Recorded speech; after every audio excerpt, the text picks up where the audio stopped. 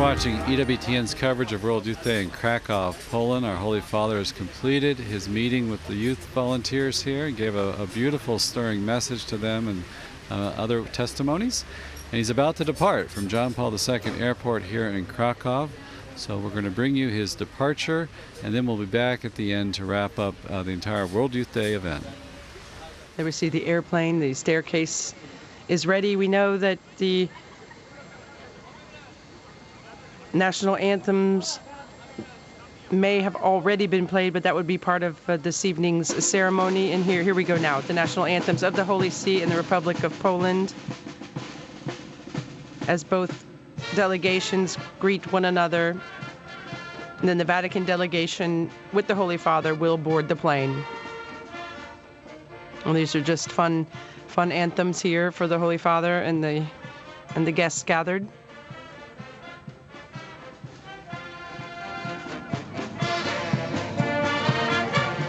We see a band here, looks like from one of the local schools, middle schools or high schools.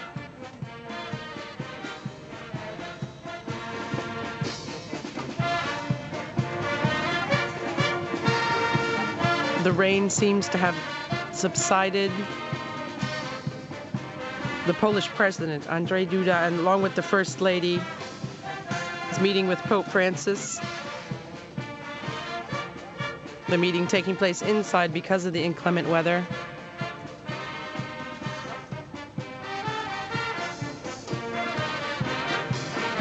And they will travel by car here, where the Holy Father will board the plane, along with about 70 journalists who were traveling with him. And there should be a brief press conference on the plane. It's just a 2-hour flight. The Holy Father will take time to field some questions, and that's usually made public an hour or two after the Holy Father lands, and the journalists can prepare that information. So we'll hopefully be able to get some of Pope Francis's reaction to World Youth Day and everything that he experienced here. Will also be the last papal trip for papal spokesman Father Federico Lombardi, who is not only in charge of Vatican Radio, Vatican TV, and the Holy See press office at one point. Now he leaves his charge at the Vatican press office to go into retirement, but we know he won't go far.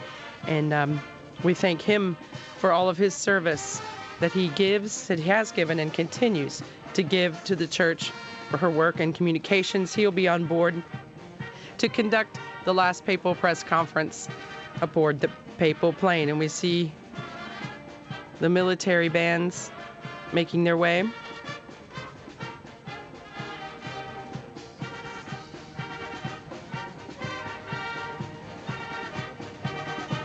And with all of the emergency vehicles we see just behind it, we're catching a glimpse of the Pope Mobile as well,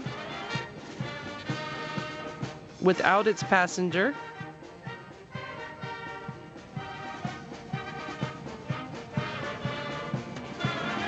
But the delegation is making its way here to the runway.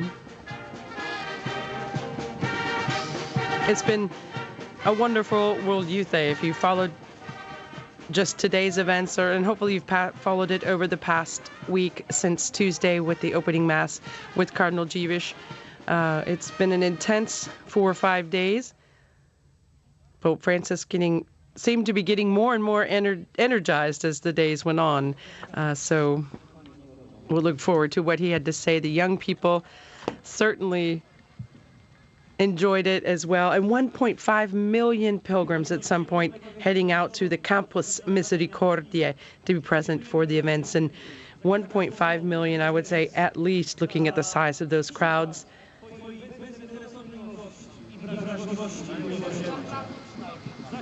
There we see the papal entourage. Cardinal Pietro Parolin there in the middle. He's the Vatican Secretary of State.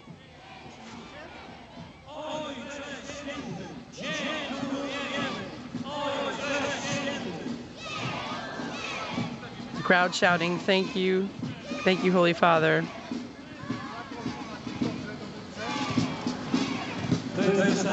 Before coming here to the airport, his very last stop, his very last event was greeting the 20,000 plus volunteers who made this World Youth Day happen, and the organizing committee, and of course the benefactors who helped make this World Youth Day such a success.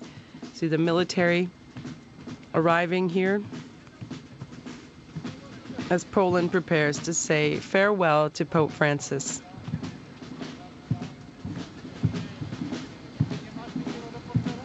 The Holy Father will arrive back in Rome about 8:30 local time. And then on Thursday, he heads to Assisi in Italy, the birthplace of St. Francis of Assisi.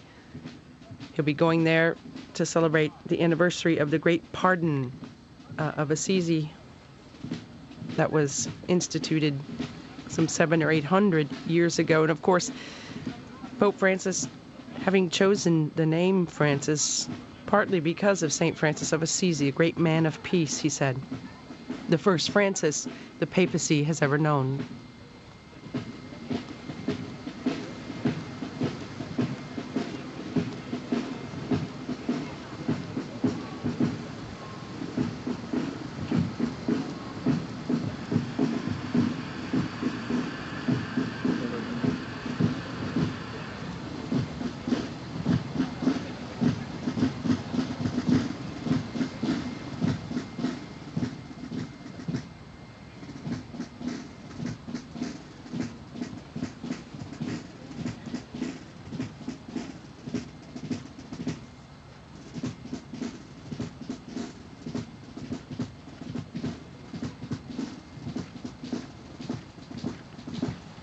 Polish military getting into place. We see many of the pilgrims who have braved the rain, torrential downpour, not too long ago.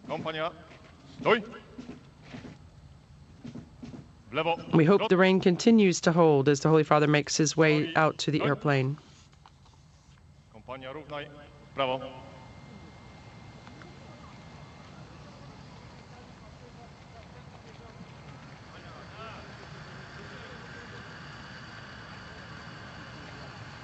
As we were saying before, if you're just following this event or if you followed them all, it's always worthwhile going back and looking at the World Youth Day website or the Vatican's own website to reread what the Pope has said. So often we live these intense moments and then the next day we're on to something else. But of course, it's always good to take a moment to look back at what the Holy Father had to say. Sometimes we can get caught up in a moment or an image or a feeling, and so we have to think, what did Pope Francis, what was the message he wanted to give, and go back and reread those texts and really digest that information and hopefully be inspired by what he had to say, because these World Youth Days only happen every 3 years. The next one, it was announced today, will be in Panama in Central America. The first time a World Youth Day will be held there. So if you missed World Youth Day or any part of it you'd like to relive, make sure you go online and check that out. And you can even re-see some of these ceremonies on the Vatican's own YouTube channel in English and in various languages. They'll post the various ceremonies to their web YouTube channel.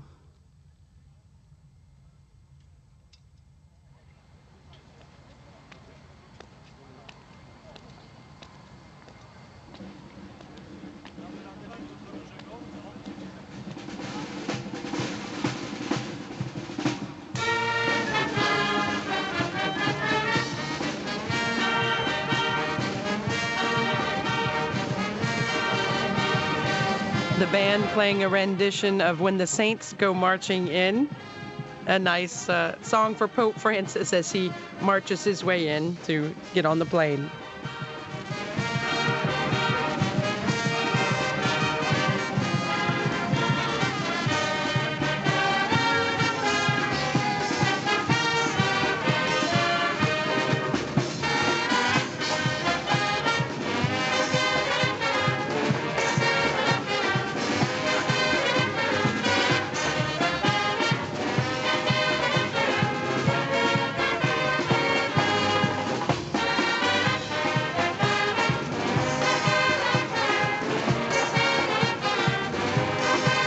Medley of American tunes here. Now we have Down by the Riverside. Before we were listening to When the Saints Go Marching In. We know that the young people, this youth band, have been practicing months and months in order to be able to play for Pope Francis.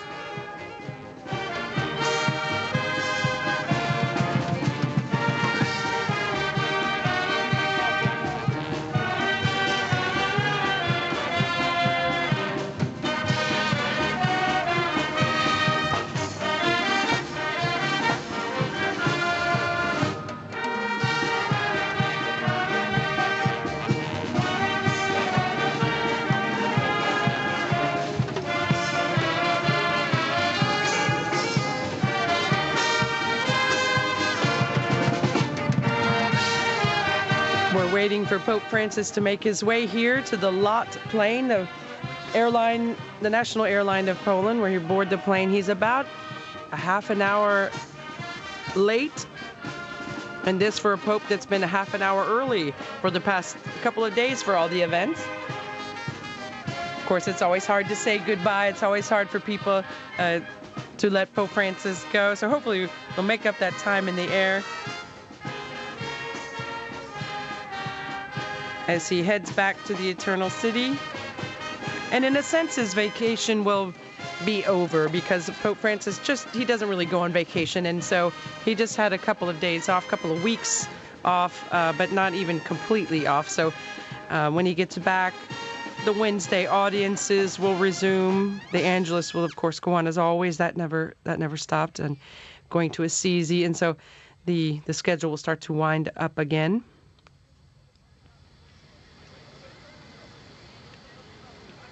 As we see images from the main terminal now and then, we see that the entourage is on the move to make their way here. The military band is in place in order to play the national anthems of both countries. Kompania, baczność.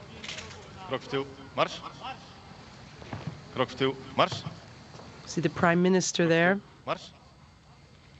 Beata Szydło, the third female Prime Minister of Poland. Krok w tył, marsz.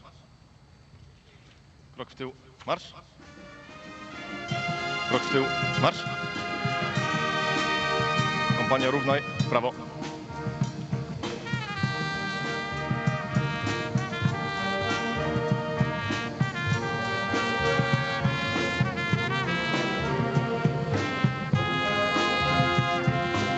To the medley of I Did It My Way by Frank Sinatra, we continue to wait for Pope Francis to arrive, board his flight back to the Eternal City. Drugi szereg.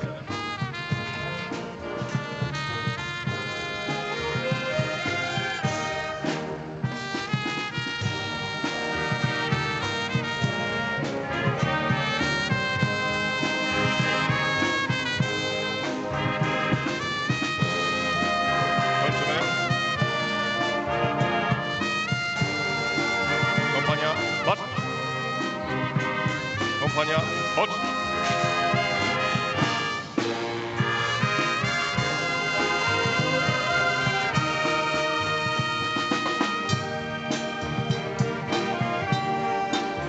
There we see the cars, part of the entourage. The Holy Father is arriving by car to the plane, along with the President of Poland and the First Lady.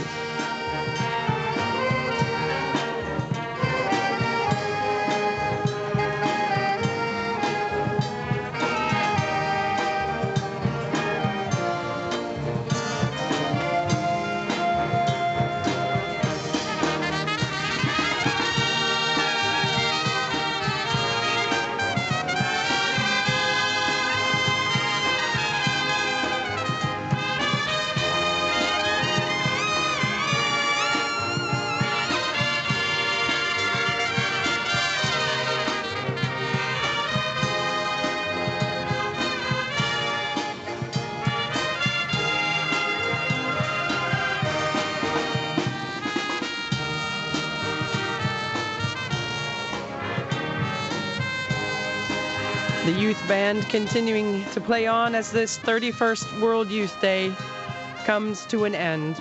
A very intense week, a beautiful week. The young people so moved and changed. Young people who slept overnight in a field just to be near Pope Francis and to live this moment together. The numbers are staggering. We're thankful the rain held off as long as it did, especially for those young people last evening. We just had a deluge here a few moments ago, which seems to have passed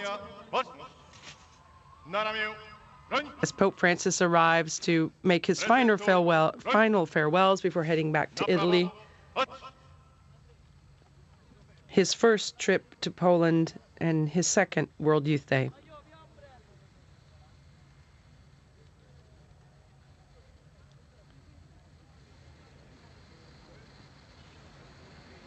In meeting the volunteers just over an hour ago, Pope Francis started from his prepared text and then set that aside and just spoke from the heart, spoke off the cuff, spoke in Spanish to the young people there, kind of giving them a last encouragement and said that they really are the future of the church. To remember, they needed to remember where they came from, to have courage to face the present situation, and to have hope for the future. If they're going to be hope for the future, they need to be prepared for that. But he said, you're not going to be able to be the future and the hope of the church if you don't know where you came from. And he said that again and again. Knowing who you are and where you come from, your people, your culture. And of course, he encouraged us all to speak with our grandparents more, to ask them in questions, get their answers. Pope Francis now arriving with the window down as he waves to the people that he's passing by. In the car with him is the Archbishop of Krakow, Cardinal Stanislaw Dziwisz.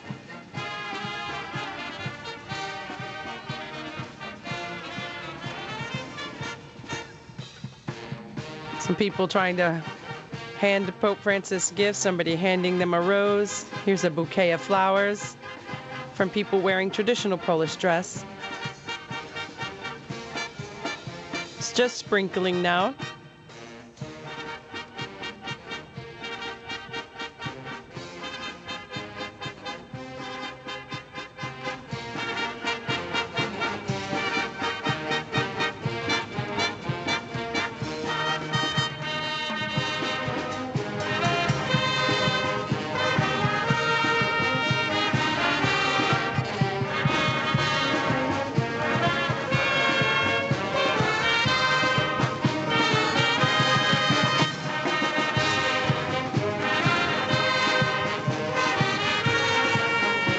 There we see him, the man in white, waving goodbye as he says goodbye to Poland as he brings this World Youth Day to a close.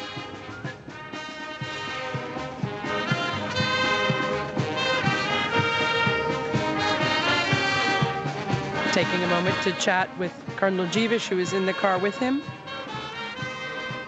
He stayed at the Archbishop's residence in Krakow the entire time. And the two friends will now say goodbye.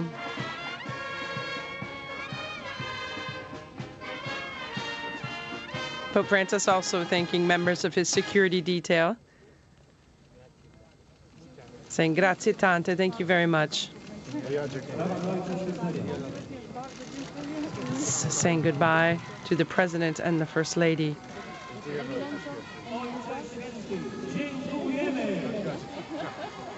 And Bishop Duskus, who was at the, saying goodbye now to Cardinal Dziwisz.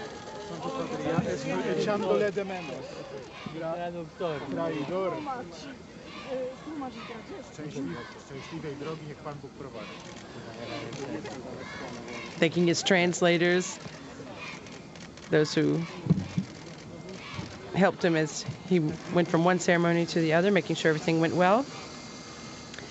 And now we see him going up the stairs, carrying his own bag as he does, boarding his flight back to Rome. to cheers from the crowd who have come out to say goodbye. Pożegnajmy brawami Ojca Świętego.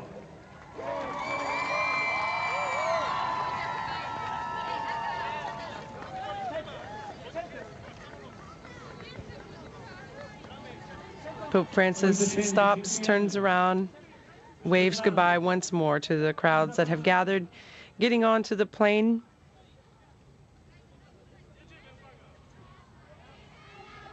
Just about 36 minutes late from when they were supposed to take off.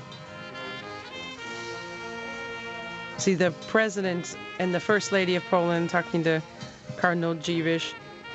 Everyone's smiling as a truly successful World Youth Day, beautifully planned, beautifully executed, and hopefully it's the young people who come away changed, renewed and refreshed, realizing that they are the future of the church, as Pope Francis told them today, and encouraged them.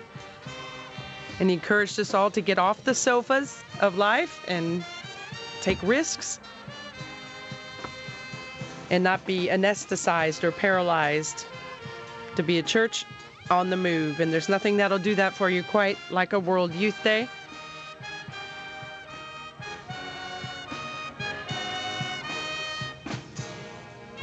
We'll see the political.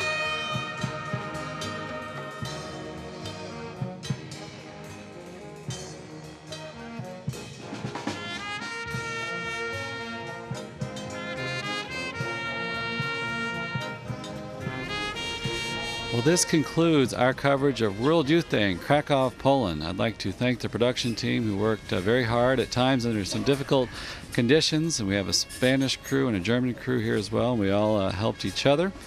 A special thanks to Peter Gagnon, the Vice President of Programming and Production. It is his birthday today, so please say a prayer for him. A special thanks to Chris Stefanik and Jason Everett. They were real helpful and energetic and made some sacrifices to help us out. I don't know about you, but I learned a lot this World Youth Day. We had a wonderful reflection on the history and the culture of Poland and St. John Paul II and what he did and the example of his papacy and the lessons he taught us. There's a lot here to unpack and to reflect on. The successor of Peter, Pope Francis, has spoken to us profoundly and deeply about mercy, not just to the young people, but to all of us. We all need to hear these messages. The world needs mercy at this time. We need to be merciful to others, and that's the only pathway, as he said, to peace and happiness. And we desperately need that peace today. So we'll see you in Panama. Hope to be there, and I know EWTN will be bringing Panama and World Youth Day to you in a few years, so I hope to see you there.